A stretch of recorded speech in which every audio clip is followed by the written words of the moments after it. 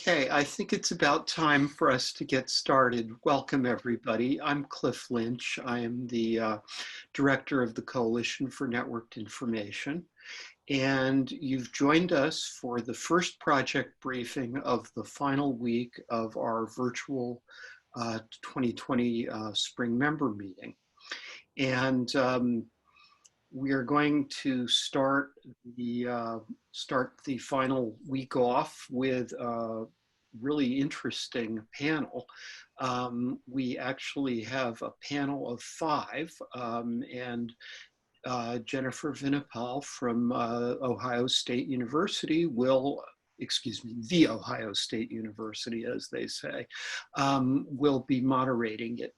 The presentation is really interesting. It deals with how you position IT projects in organizational culture and organizational culture change. At least that's my perhaps oversimplified version of it. And it builds off a very nice article that came out in Edge Cause Review, which I strongly suspect Jennifer is going to have a point or two in her slides, or if not, we'll put it in the chat. We'll hear from the panel, and I would invite you as we go along through the panel to use the Q&A tool down at the bottom of your screen to pose questions at any point. The panel, after it's finished talking among themselves, will address all of the questions, but there's no reason to wait till the end of the panel to start posing them. I also direct your attention to the chat on the side of your screen, and there'll be a few URLs that may be helpful that will come through there during the course of the presentation. I think that that's all I really need to say about the format of this. You can see our panelists and their affiliation on the screen, so I won't troop through all of that. I will note that at the end, Diane Goldenberg-Hart will moderate the Q&A.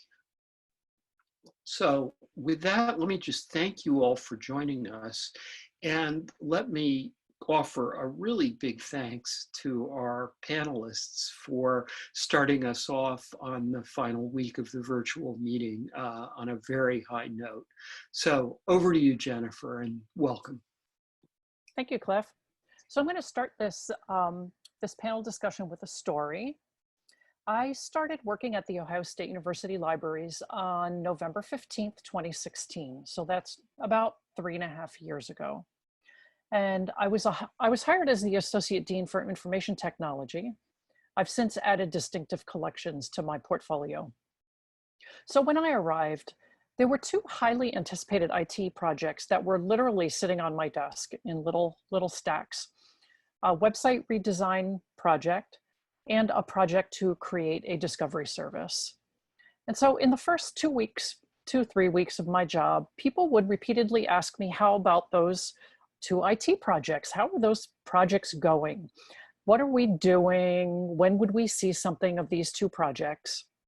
And there was something about that that just didn't sit right with me about these projects. And I just couldn't figure out, I couldn't really figure out what it was. There was kind of irking me. So I mulled this over for a time. And at the same time, I was also learning about the library organization. I was attending strategic planning meetings.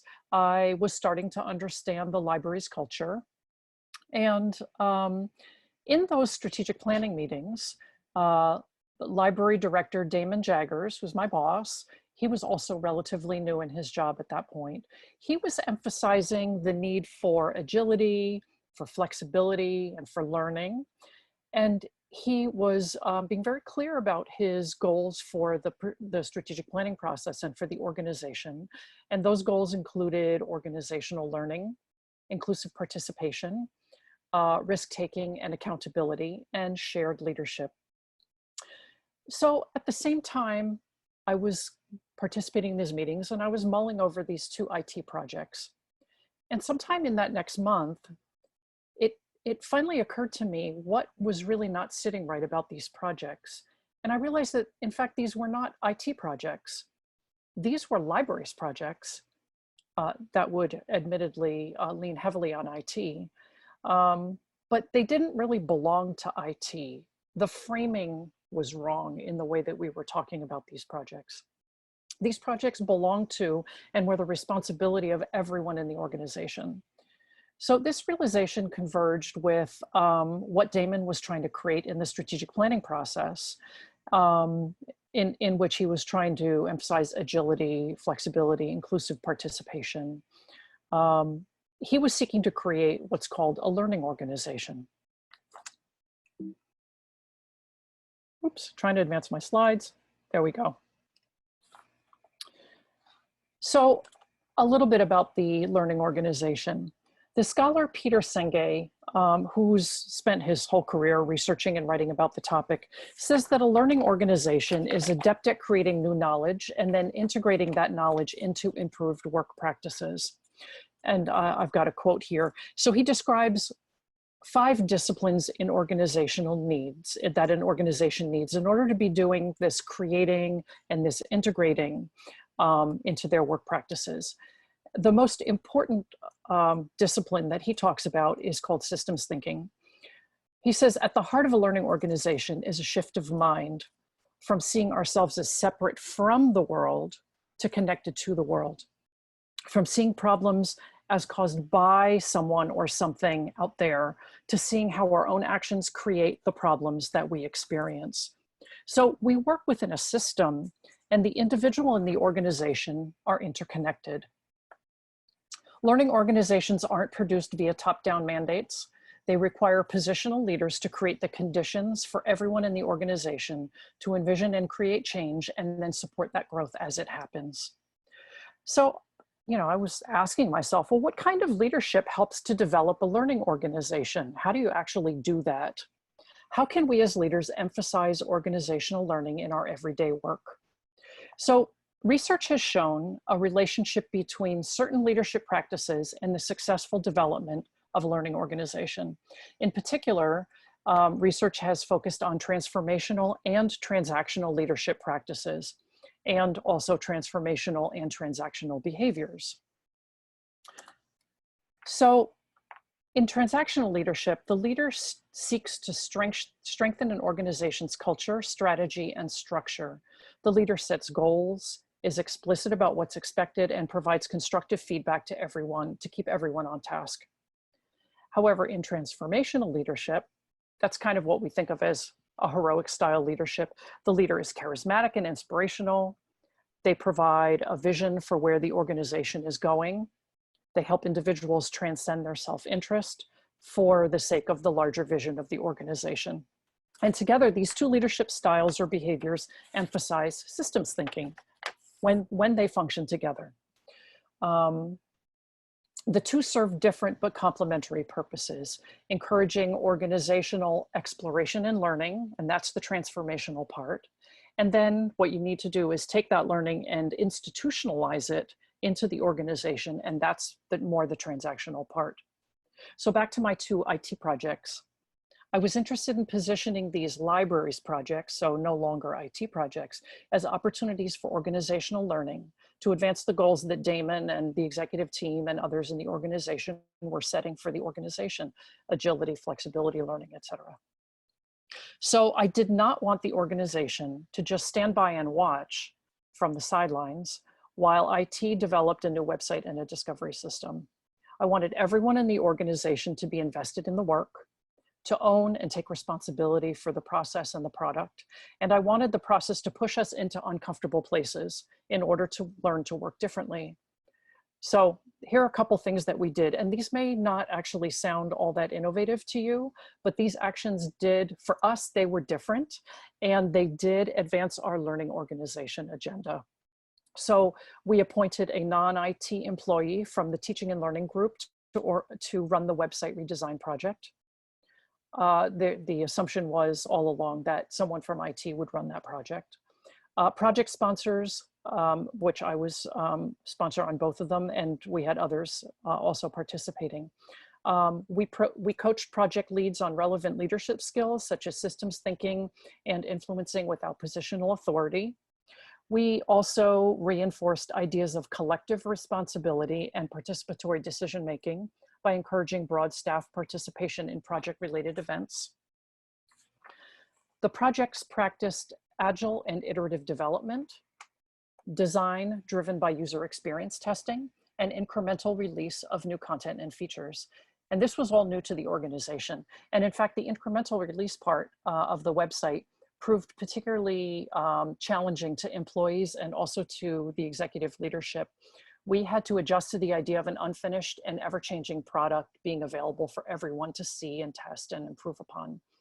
And the first iteration of our new website, which was available only internally, came out without any design at all and with minimal content. It was really just a proof of concept. So after this experience, I wondered if others also designed ostensible IT projects to advance organizational learning, and if so, how they were doing it. So today, my colleagues are going to talk about their experiences doing just this.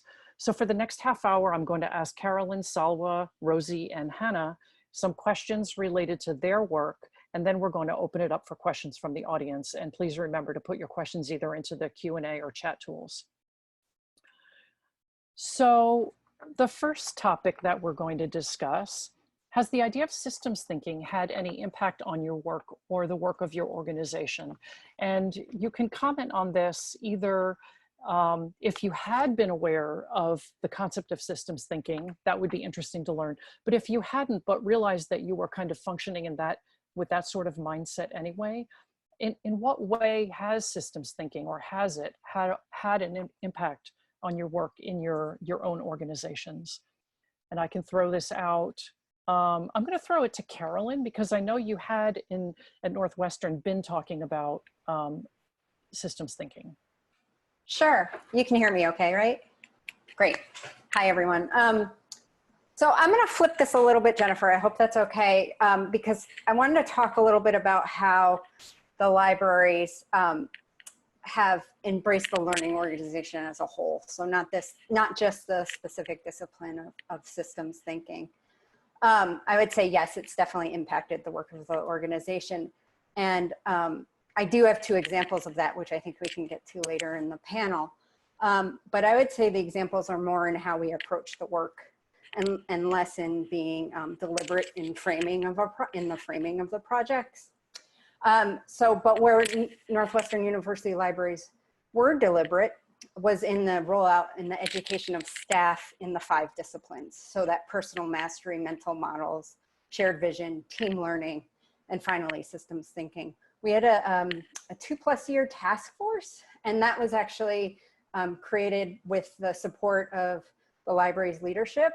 And that happened after a core group of us attended a Deetta Jones Library Management Skills Institute that focused on the learning organizational principles. I was on that task force for the first 2 years, and we used that 5th discipline field book to really come up with some exercises that the library could do, encouraging people to use tools and philosophies from the learning organization in their daily work. And one of the things I think that we're most proud of in the library is we underwent about a 2-month process to really come up with some shared values. So I think about 80 staff participated in honing some and kind of articulating personal values. And then we figured out, of all those personal values, what are really shared for the library staff. And then we created a sort of shared vision statement that has, I think, guided us throughout the work. So the evidence might be a bit anecdotal, but I've seen, for example, in our department head meetings, that we actually call each other out a lot in our mental models. So we use that sort of ladder of inference tool, and we'll say to one another, hey, like, I think you're jumping up your ladder of inference, like, let's bring it back down. Where are the other points of view here? So that's how I would say not only systems thinking, but like how the learning organization as a whole sort of just seeped in. We did train, and I say train because you do want to bring up the disciplines and stuff. We hit actually every supervisor. So the task force created content, and we did a 10-session hour-long training with all the supervisors in the library, as well as held open sessions for staff. So we really rolled it out to the whole staff in terms of philosophies and tools.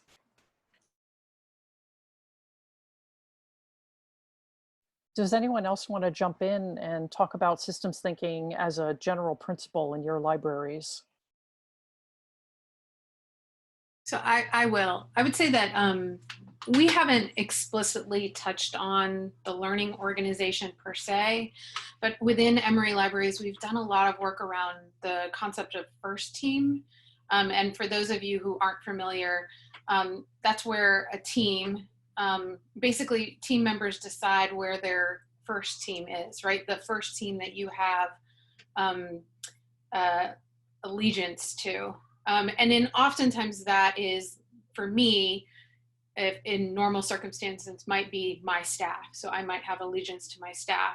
And so what we've been working on is, as a leadership team, saying, no, our leadership team is where our allegiance to. And there's actually quite a bit of overlap when you look at systems thinking and you look at sort of the first team approach, because it asks you to be vulnerable with each other. The first team model, manage change together, building trust together. There's a lot there that's really similar to some of the systems thinking work. And at Emory, this is actually a really big concept because the organization has been heavily siloed. So most people had been making decisions based on what was in their best interests, assuming that it had little to no impact on the rest of the organization, which is just not true. And that became very apparent too around technology, right? You can make a decision to have all of the books due in library A after 14 days, and in library B, maybe it's 15 days. In library C, it could be 16 days. And that makes no sense to end users, right? So a lot of that first team approach has helped us rethink how we collaborate together and the work that we do. And I do, like I said, I think it has a very similar touchstones to systems thinking. So I've never heard of the first team approach. Do others of you also have a sense of, I mean, it's really easy to kind of want to, in library leadership, any kind of leadership, to protect me and mine. You know, I have 2 divisions, and, you know, to want to protect those divisions against, especially IT, against others, you know, asking for so many things. So how do you, you know, I'll ask Salwa and Hannah, do you have a way of thinking about the interconnectedness and reminding your staff that, you know, especially in an IT unit, that we're actually there for each other, even beyond the you know, the walls of our division? That's an interesting question, Jennifer. And I was actually, if you hadn't called on me, I would have said, my perspective on this is more from my work that I've been doing. So I bring an interesting perspective. I've been at UC Berkeley now for about 11 months. I'll be coming on a full year June 2nd next week. So a lot of this work, these ideas and the thought processes I have here were things I had employed at my previous institution, Georgetown University, instead of University of California, Berkeley, but I'm bringing them on here as well. And what I realized, so I studied about systems thinking at my MBA coursework and reading all my business reviews and case studies. It was like, yes, systems thinking, and we think as a whole. But I had actually never seen it into practice until I started working. And then you realize that it's not just one person thinking this way. It's a cultural change. It's a shift in not one person's perspective, but you have to bring the whole organization together. And it starts with helping your small team, your first team, or wherever is your immediate allegiance, helping them realize that we cannot have all the expertise in the world, even if we're brilliant coders or brilliant systems administrators or do the world's most brilliant DevOps work. We have to rely and engage on others, and that transformational ideas don't really always have to come from top down. They can come from operational leaders, positional leaders, bottom up. And in order to empower employees to actually think that they can produce these transformational ideas and that they can actually be a part, they're not just a silo on the side, but they're part of this network, actually requires creating a culture of coaching. So as Carolyn was saying, asking people, well, what do you think? Or how would you tackle this? Which empowers the employees to think differently. Well, if I would tackle it this way, then clearly I would need to involve another member who may or may not be part of my team or my unit. And it's interesting because we're seeing it actually play out in this COVID-19 times, where many of us and many of our teams have left those boundaries of our unit or divisional, and we're actually just supporting, we're looking together to support these online, virtual, synchronous, asynchronous learning environments that have popped up. So 6 months ago, if I had taken a project to my IT team saying, hey, we need to change these loan dates, let's think about it. Maybe the response might have been, well, we're too busy and this is all we can think about. And right now, in just 6 months, the responses are, well, how can we help move the organization forward during these trying times so that we're all working towards this common goal, wherein they're taking this responsibility as one connected organization and they're part of it. And I just want to build a little bit on what Salwa was talking about there and sort of working from the moment that we're in. I think we're all challenged in a really good way right now to think about the broadest possible system that we're in, which is like the public health system, and within that, the university system. And how does the university system start to get a handle on reopening to students? So we're all participating in developing the reopening scenarios. And it's just clearer than ever that our ability to be successful hinges on our ability to understand and engage like the broader system that we're in. I should say that I came to GW in 2015 in large part because of the opportunity to do more with teams and also to work in an environment where leaders are assigned portfolios that don't necessarily fall against those strict functional area divisions. I found that a very exciting prospect. And I should say that in the past 4 years that I've been at GW, the library organization has expanded to include other general academic support units.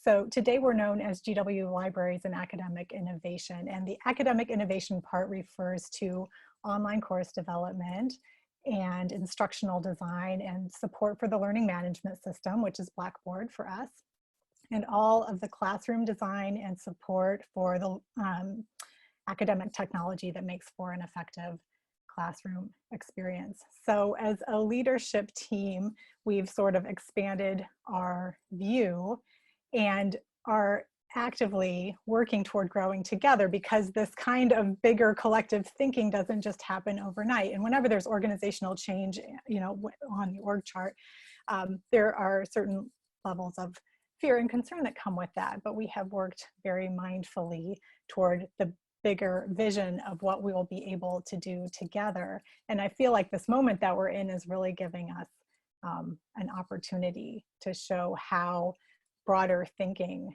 can have benefit. And just like one word on projects, because I love that that's in the title of our talk here. Peter Senge says that unless teams can learn, the organization cannot learn. And I think that project work is one of the most important ways we have to carry out strategic shifts in direction. So a project is a defined space, or it can be, should be, maybe. There should be some boundaries there. There can be team agreements about what happens in a project space. They should be safe enough spaces where trust can be built. And I just don't think our organizations can learn as effectively without projects and without the teams that do them. So you set us up for the second set of questions. Here are a series of questions. How are you leveraging IT projects or other kinds of projects to create organizational change? Which projects have you done this? The one I was going to just ask you, Hannah, since you were already suggesting this, to reflect on is the third. Are there particular kinds of projects that lend themselves to advancing organizational learning in this way? Are there things in, you know, are there projects that might be even better for this than others? So thank you for that invitation to keep talking. When we pitched this panel, when we thought C and I would be in person, the examples that I was planning to bring to it included how we organize ourselves to take on a large scale library enterprise platform migration. And I think the reason that I felt like that was such a great example is because of that third bullet point. It's a project where the benefit is quite broad, the user base is quite broad, and it shouldn't rest just on one point of view to be deciding about it. I'll share some of the learning objectives that we had when we set up that catalog migration project. We felt like there should be an opportunity for the team to own the work in common, so not just resort to dividing up work among sort of functionally derived tickets, but to say to the team, you own all of this, even if you're from cataloging, even if you're from user experience. And in doing this, the second objective would be that we would cultivate understanding and appreciation for other functional areas outside of our own. And third, that we would imagine a future in which we would all work together as the most integrated organization with the greatest appreciation for our system, and to really be able to back each other up once we were operating on our new platform. And I want to just share a really quick story about what happened on this journey with this team. So we were trying to explicitly sort of work against some of the I am my job condition that Senge talks about as an organizational learning dysfunction that of course naturally creeps into organizations over time and that we need to be mindful of. So we tried to appoint people to our team who served as sort of internal networkers in their typical way of performing their role. And so this was a long-term project. We worked on it over many months. And at the end, when it was time to start testing some loads from the vendor, the team decided that they wanted to get together in person to do this, even though it wasn't necessary. And even though we wouldn't be able to do it now, they decided at that moment to get together.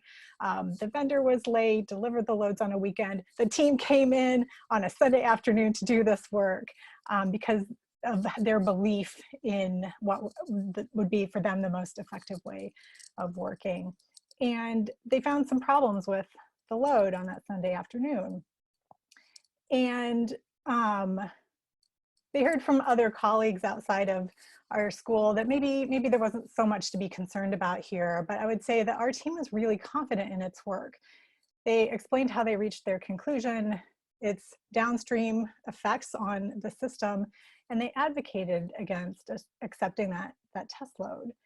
And in this process, one of the quietest, most reserved members of the team spoke up with a very clear and convincing articulation of the consequences for accepting a faulty load. And it would have been so easy for him to remain silent, but I remained convinced that he spoke up because it was a safe space, because others had come to understand his contribution and respect his work. And that was part of the organizational learning that we were trying to achieve with this project. How about others of you? Does anyone have anything come to mind that's a project that worked particularly well in this respect? I do. So I mean, and again, it's hard for me to use the word project here, but the particular kind of work where I feel this lends itself well is our software development work for repository services. And one concrete example I have where I think Senge says something like, you know, you've reached a learning organization where the ultimate goal is learning, right? Nothing else. And I think one of the concrete examples from our software development team was back in the fall, We were at the Samvera Connect conference, and we met up with another Samvera partner, so Northwestern's a Samvera partner, and they heard about a new technology, a new programming language that we were experimenting with. And they asked us point blank, hey, like, would you guys mentor us? Would you just take 2 weeks, 2 weeks of time and mentor us?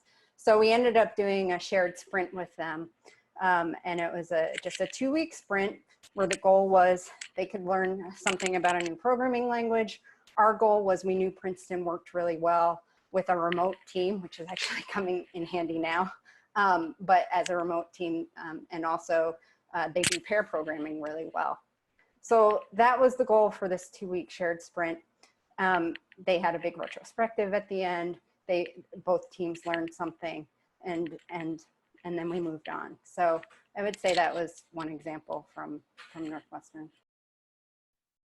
Jennifer, if I may add, so when you first asked us this question for the EDUCAUSE interview, I was thinking in a very abstract way. I'm like, all right, what kind of problems lend themselves well? What kind of problems have I applied systems thinking or organizational learning to, or have had people invest outside of their boundaries? I'm like, of course, clearly complex projects. I'm not doing this if someone's creating a small web page on some instructions, only to realize actually even that in itself could lend itself to thinking outside of your boundaries, working with others, seeing if how you think you might apply this works or doesn't work. But there was something in here that Hannah talked about where this person spoke up, and it actually leads into what Senge talks about a learning organization, where there is a difference between compliance and commitment. And if the person was just interested in complying, they may have not said anything, but they had a commitment towards the success of the project because the entire team was invested. The success of the project was the success of the team. So that's important. And so it again ties back into empowering the employees, empowering the members of the team to think this is their projects. They're supposed to lead this. They're responsible for the success, and we'll give them the tools and the guidance around it. At Georgetown, one of the projects that we took on a few years ago, so this was probably 2015, 2016, was something to do with our repository. Our art and art history department contacted us. They had this server that housed a couple 100,000 slides, and they wanted to migrate it, and they couldn't afford the server costs anymore. And of course, the initial response that I received from the team as we talked about this project at the leadership, and then when I went back and spoke to the team around this project, was, well, they're not our collections, so why would we host them? And there's so much work, and they're going to ask for a whole different interface, and it's just so different. However, coming in with this culture of coaching was like, well, they've asked us for our help. How about, would you be interested in talking to them through this project? And if at the end you realize this isn't something we as a team can do, we can discuss this further. Or how would you handle it if an external stakeholder approached you and you're representing your department? Couple conversations down, we realized this was one of the most fun projects the team had ever embarked on. They were committed to making it successful, but beyond that, they were committed to ensuring that the faculty members got exactly what they needed. And even if that meant making some major tweaks that under normal circumstances, the team would not have been very amenable to. It's a great project. It helped Georgetown University at that point, library, retire the servers that the art and art history department had. And it brought in traffic to the library repository, which was a great success story. It was almost like 3 birds with 1 stone, or 3 birds with 1 pebble. So, but it does go back to compliance versus commitment, and how do we earn our team members' commitment over compliance? I'm going to move on to the last topic, and I'm going to throw it to Rosie. Whoopsie, back. There we go. So do you, Rosie, is this something that you talk about kind of openly in your organization? It sounds like with your first teams, that is a way that everybody kind of talks openly about your strategies for organizational growth and learning. And I was wondering if you could talk a little bit about that, and also if you've encountered any challenges in this work of yours.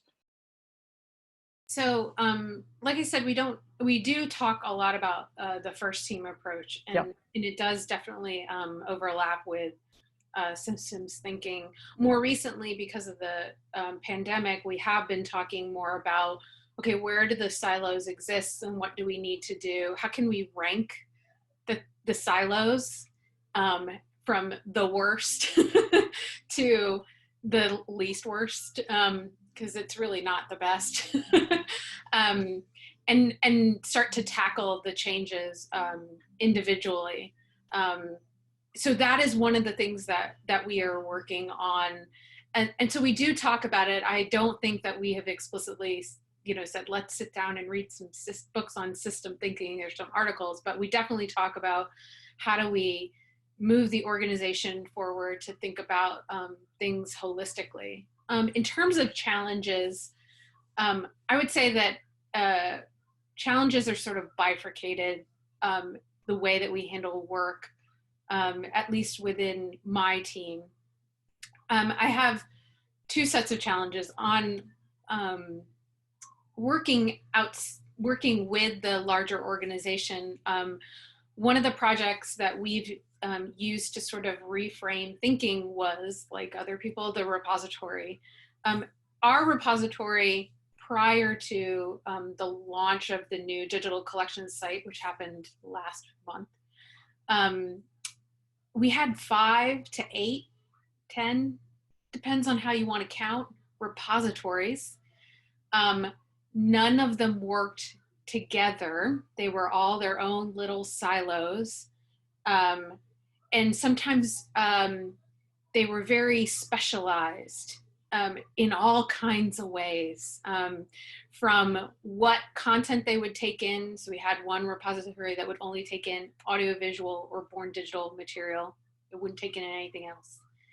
And then we had another repository that took in theses and dissertations, and then another one that took in faculty works, and none of them talked to each other.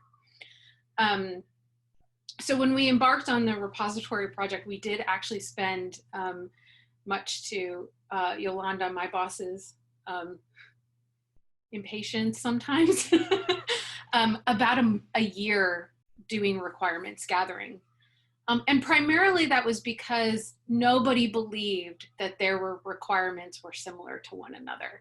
Everybody believed that these repositories had built up over time because my needs are nothing like their needs.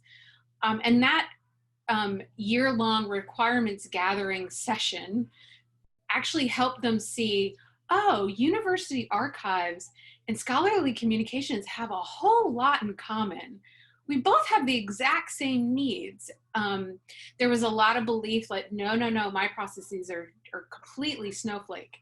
And over time, they started to see the value in working together and understanding each other's needs, which has created greater empathy amongst the staff. But it's hard to break out of that culture.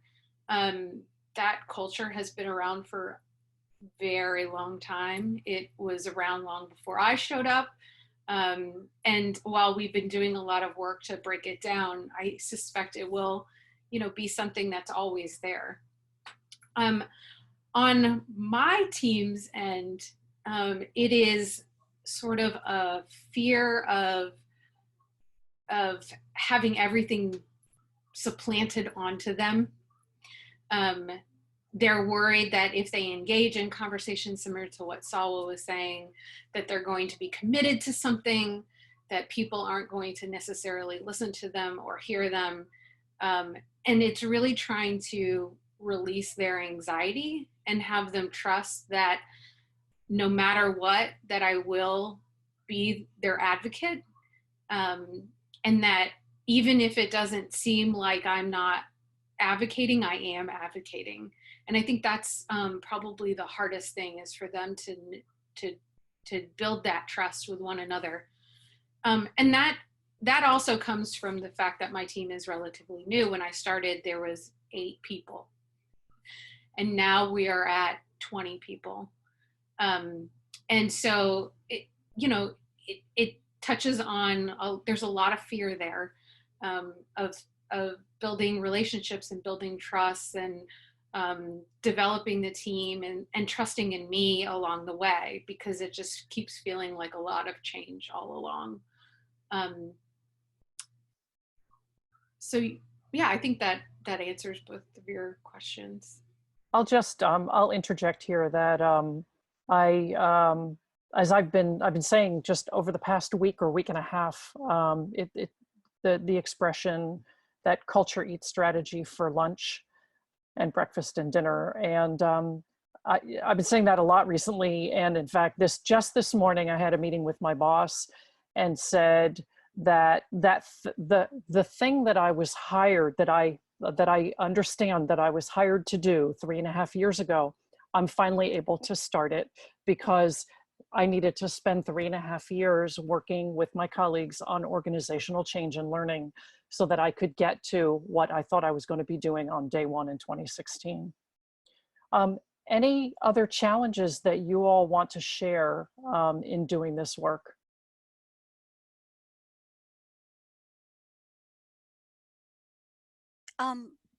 You know, one thing I would like to share is I have been talking with my IT teams in particular, but also my teams in interlibrary loan and digital strategy areas around the emotional labor. We talk about it, but then when rubber meets the road, does it get acknowledged by leadership, by library leadership? Do we actually tell you, I see that you've put in a lot of work in this project, and I'm so sorry, we have to pivot.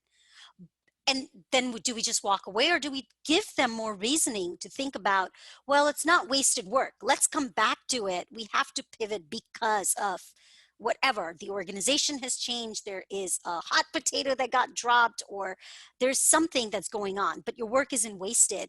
We value this emotional labor that you've put in, not just the physical and the mental and all this work that you've done, but people get, again, the commitment, they get attached to the work that they're doing.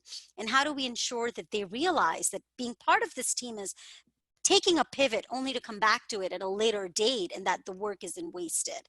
So I did want to acknowledge that that has actually helped me work with my teams, particularly as Rosie was saying around IT teams, where there's this fear of letting go or doing something in a different way, and then it gets saddled onto you, if the word is, or you get, it's put on to the team, and now you're responsible for the success without any resources or support from other entities or units.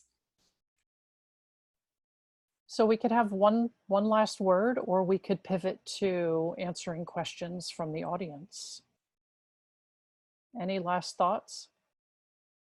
I just wanted to echo a thought from earlier. I feel like one of the biggest challenges is just remembering that we're in a process that doesn't have an end. It doesn't have an end by design. And Sungay talks about this. And Jennifer, you were saying, in your experience, the sort of ever-changing and unfinished nature of showing work in progress was an adjustment both for the teams and for leadership. And just wanted to echo that. And I think it's compounded by the fact that this is never something that we can just check off. We're always going to need to stay excited about learning, which I think a lot of us are. But in case we ever thought we were going to be done, surprise. So I think I'm going to turn this back over to Diane, who is going to moderate questions. Great. Thank you, Jennifer, and thank you to our panelists, and thank you to all of our attendees for making time to be with us here today at CNI's virtual spring meeting. We're really delighted to have you here, and for this very compelling panel conversation. I'm going to start right away with the question we have in the Q&A box, and just remind folks, please go ahead and type in your questions or comments in the Q&A or in the chat. We'll answer them live here. And this first question is from Lisa Hinchliff. Hello, Lisa. Lisa asks, have any of you been able to scale or export your approaches to the larger library organization? i.e., is the overall organization transforming by the efforts of IT, or are the effects more internal to IT? And if yes, what factors enabled them? I'm going to take a stab at that just from the Ohio State perspective. So this is something that the executive team, meaning the associate deans and the dean of libraries, are being very explicit about. We're hence my question earlier to the panel: is this work you're doing explicitly, or is this something you're doing individually? So we're trying to be very explicit about framing all of the experiences that we're having, whether it's a discussion about the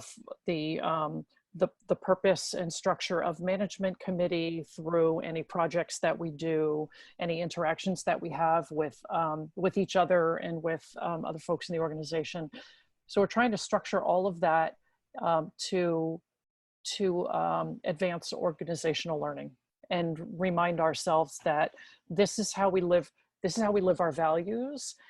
This is what it looks like in practice. This is what's going to help the organization grow to be able to, let's say, answer those kinds of questions themselves amongst colleagues, or this is, or what have you. So we do talk very explicitly about and the way that the executive committee has functioned since I've gotten there, and only increasingly so since I've been there, is as a group that thinks across the organization. We ourselves are not invested in protecting our own divisions and looking out for what's best in our divisions. Apparently, that was more of a thing before I got there. But we advocate, for example, when we have position openings pre-COVID, we would advocate on each other's behalf. And it wasn't just, I need that position for my team and you don't need that position. Occasionally we would find ourselves advocating for each other and saying, I don't need that position right now. You actually need that more in order for the organization to function better as a whole. So interesting. Anybody else want to respond to that?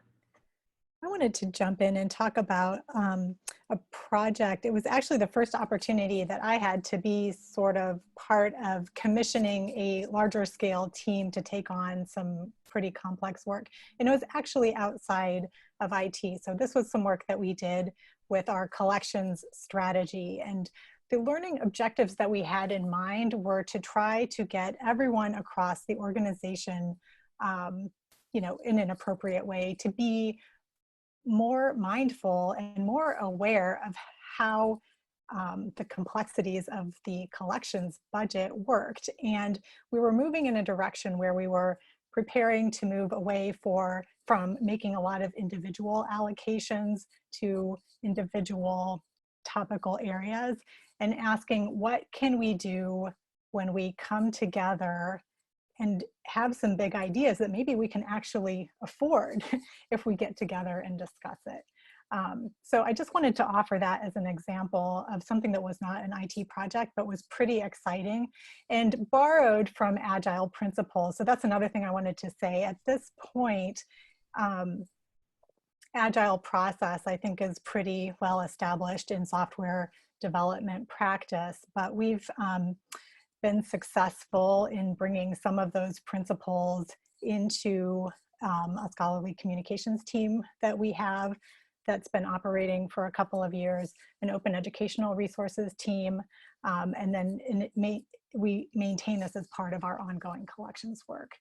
I think there was a question about factors, and I think that being prepared, one factor in the success of this is being prepared to support people in leading from where they are in the organization, and also encouraging and making it safe for the teams to take the risk of showing their work in progress and doing that regularly. So just building up that habit. Interesting. Thank you, Hannah. Anybody else on that question?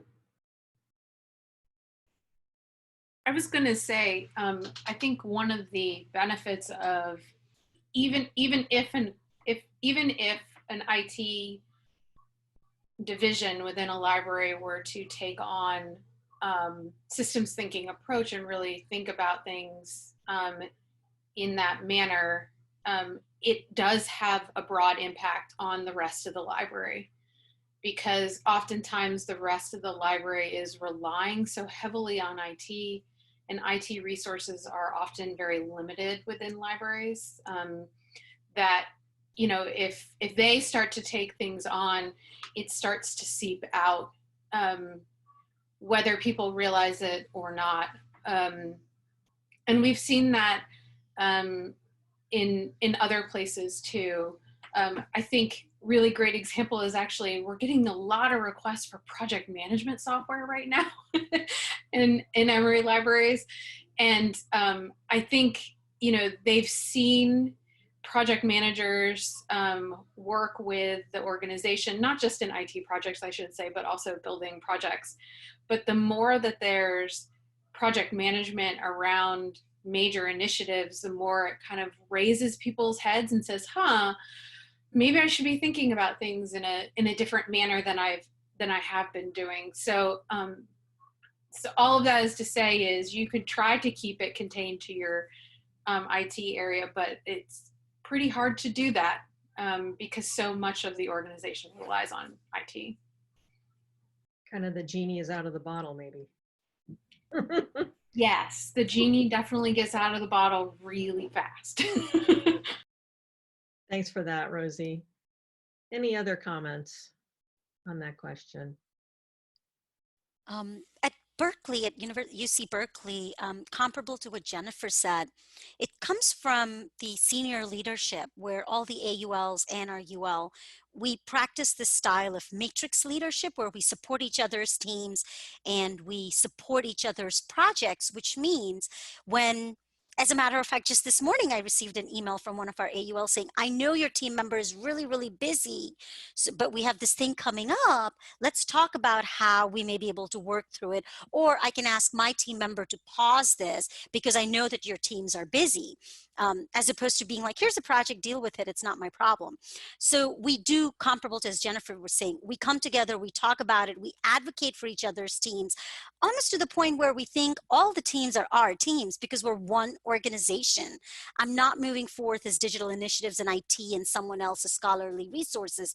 We're moving forward as library. And we've done the same thing, as Jennifer said, around positions. And where that helps is it also lets our teams see that there's this culture that's changing. And hence, even if culture is eating strategy, that strategy is also changing because the culture is changing and they're actually coming together.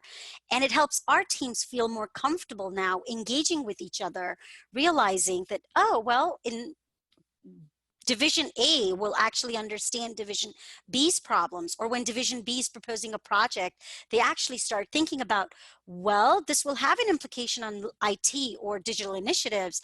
Let me converse with them before I put forth this project. So we're seeing those improvements as senior leadership has come together to realize we're a matrix organization, and that's how we'll move forward. And it's been very positive.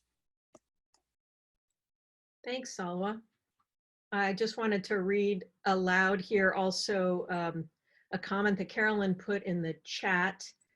Northwestern leadership really embraced and endorsed bringing the learning org concepts to all staff. That really did help the learning org team with their work of developing sessions to learn the concepts and tools associated with all 5 disciplines, and keeping that fresh, encouraging people to use the tools on a daily basis. So we appreciate that. Okay, so moving on now, and thank you all for those contributions, and Lisa for that question. Lisa's follow-up is very appreciated. If no one has other, oh, okay, so she's saying, let me go on to the next question. I'll come back to Lisa's. All right, so we have another question from Hong Ma.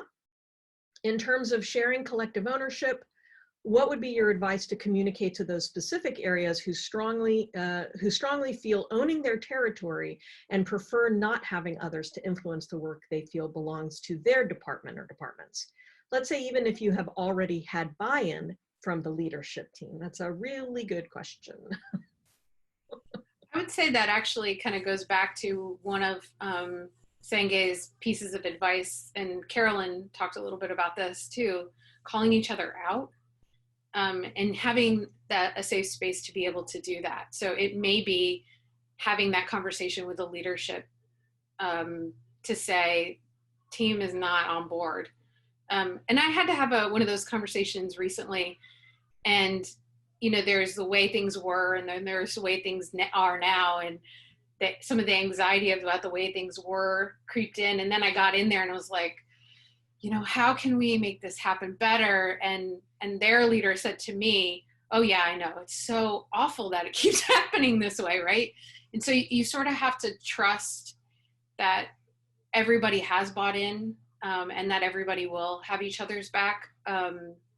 Otherwise, you're not going to be able to change a situation where staff are really struggling with understanding that. And I think, Carolyn's comments about bringing the staff on board around the concept of the learning org can be helpful.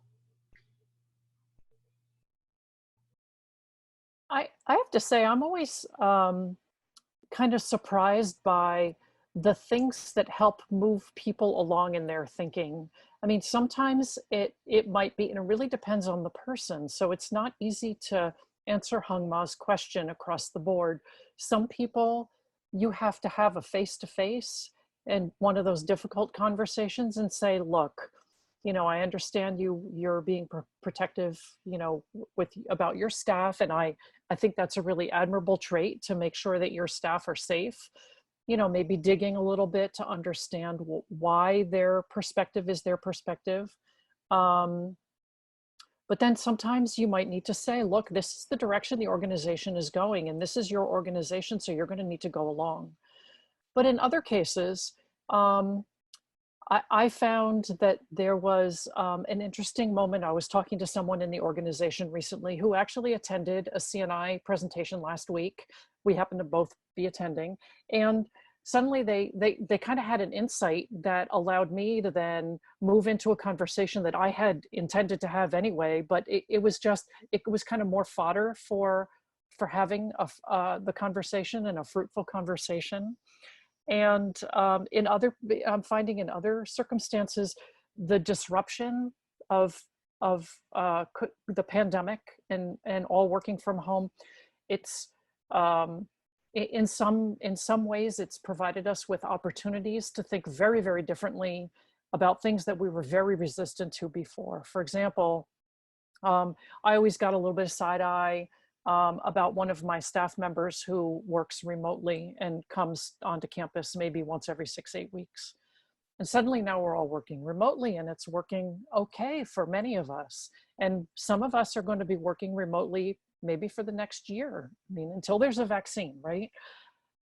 That suddenly everybody's thinking about an openness to the idea of remote work has changed. And I think it's going to have implications for how we recruit, how we talk to people about work-life balance, how we talk to people about how we think about equipping people with tools and technology for their work.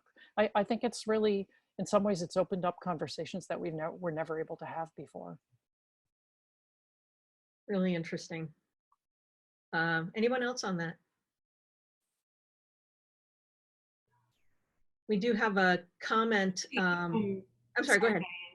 I just wanted to say Lisa's question was actually slightly different, and I just wanted to address, she asked how you can coach staff through compliance to like past the compliance, right? Like they just complying.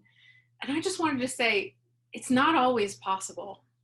And I think that's okay. Where I had a situation recently where the staff member didn't even want to be compliant. And, having those conversations with the staff member and saying, like, listen, the organization is changing. And it's okay if that organization that we are now is not the organization that you want to be a part of. Because when you were hired, we were a different organization and what we were doing was different. So I want you to think through that. Think through, like, is this the organization that you want to be in? Because that work that I am asking you to do is not going to suddenly go away. And and they did. They actually chose to leave and go on and find a new job. And I really, truly believe that that was the best thing that that individual could have done for themselves, because they would have been so unhappy, you know, doing the work that I was asking them to do.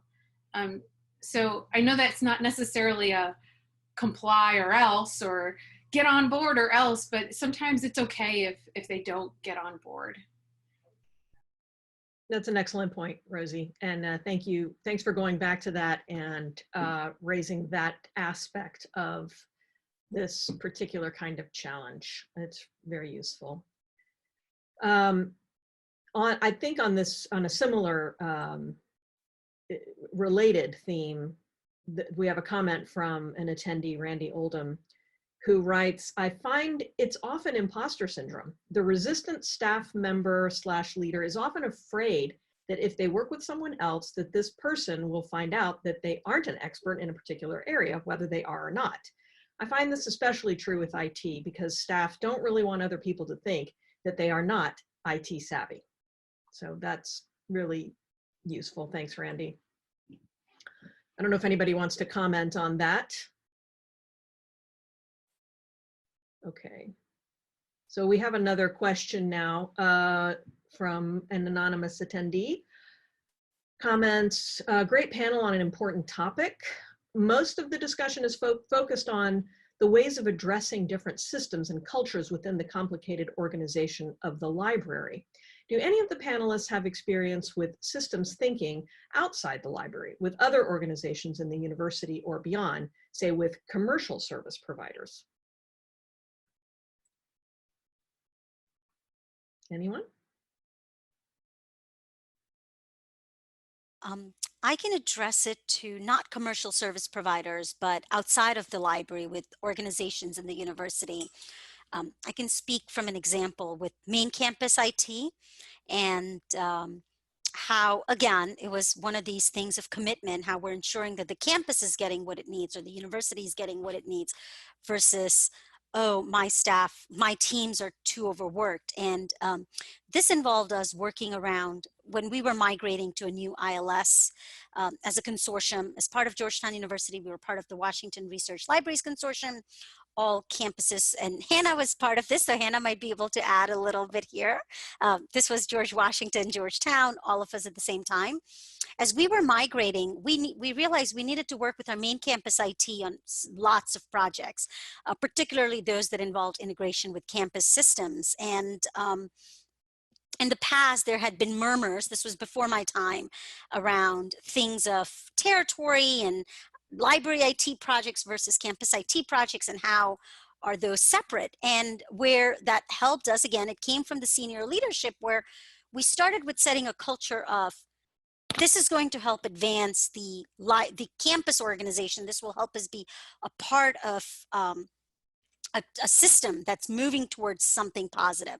Now, let's figure out where our role as a library and our role as IT organizations, two separate IT organizations are. It took a lot of conversations. There was, as Rosie said, it's okay. Sometimes people don't really want to be a part of it, and that's fine, even if they are part of it begrudgingly maybe, but they see that they're committed to making it successful even if they're not complying with what might be there. So there's always this tug between compliance and commitment. And I have to say, when I left Georgetown University, I was really proud of this relationship that the library and main campus IT had, where most of our projects were one project that we could work on together, and these boundaries or these areas around territoriality or my project versus your projects were I'm not going to say they disappeared completely, but they were not as big an issue. They could be talked through, they could be understood. There were always going to be issues around deadlines and turnarounds. Well, they're not part of the project, they don't understand how important it is. I needed it yesterday.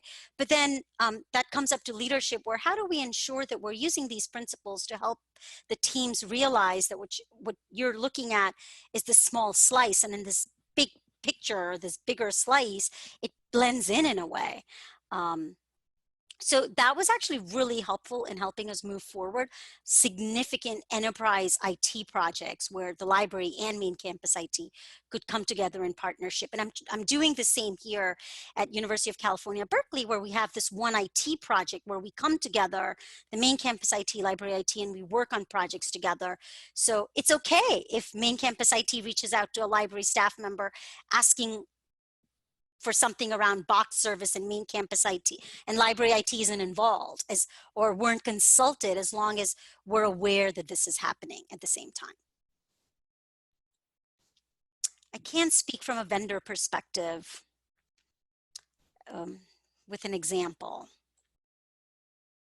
Well, that was really interesting. Thanks, Salwa. That's definitely a strategy that can apply to many different organizations and situations. So I appreciate that question as well.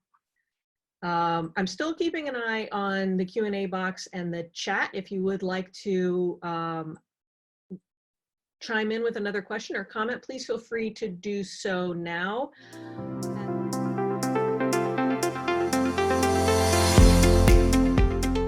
A wonderful presentation with some fantastic questions.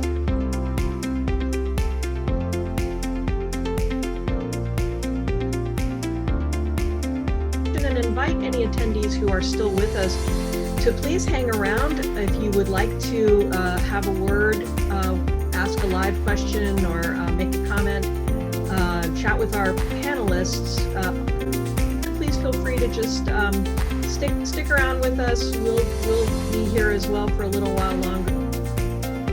All you need to do is raise your hand and I can unmute you then. So with that, I just want to thank our panelists one last time for joining us here at CNI. We're so delighted you could come and share